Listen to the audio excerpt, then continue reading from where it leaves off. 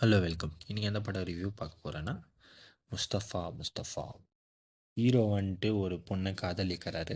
அவங்களே கல்யாணம் பண்ணிக்கலான்ட்டு கல்யாணத்துக்கெல்லாம் வேலையெல்லாம் நடக்கும். அப்போ ஹீரோ வந்துட்டு ஒரு மேட்ரு பண்ணியிருப்பார். அந்த வீடியோ வந்துட்டு லீக் ஆகிடும். எங்கே லீக் ஆகிடுதுன்னு பார்த்தீங்கன்னா 18+ வெப்சைட்டில் அங்கே லீக் ஆகிருக்கும். இது எப்படின்னா அங்கத்துலேருந்து அந்த வெப்சைட்லேருந்து எத்தணுன்னு பார்ப்பாரு. கல்யாணத்து வேறு நெருங்கினுக்குது, கல்யாணத்துக்கு முன்னாடியாவது இது எப்படின்னா எத்தணும் அப்படின்னு பார்ப்பாங்க. பொண்ணு அவங்களுக்கு தெரிய வந்துச்சுன்னா இந்த கல்யாணமே நடக்காதுன்ட்டு. ஸோ அதெல்லாம் இந்த வீடியோ டிலீட் பண்ணதுக்கு இவரு ஃப்ரெண்டும் என்ன கஷ்டப்பட்டார், அதுக்கப்புறம் என்னென்ன ஆச்சுன்னு தான் படத்தோட கதையே.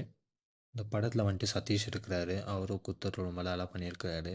அப்புறமா சுரேஷ் ரவி இருக்கிறாரு, அதே மாதிரி புகழ், ஜாவா சுந்தரேசன், அப்புறமா மானசா சௌத்ரி, இவங்க எல்லாரும் குத்தரும் ரொம்ப நல்லா பண்ணியிருந்தாங்க.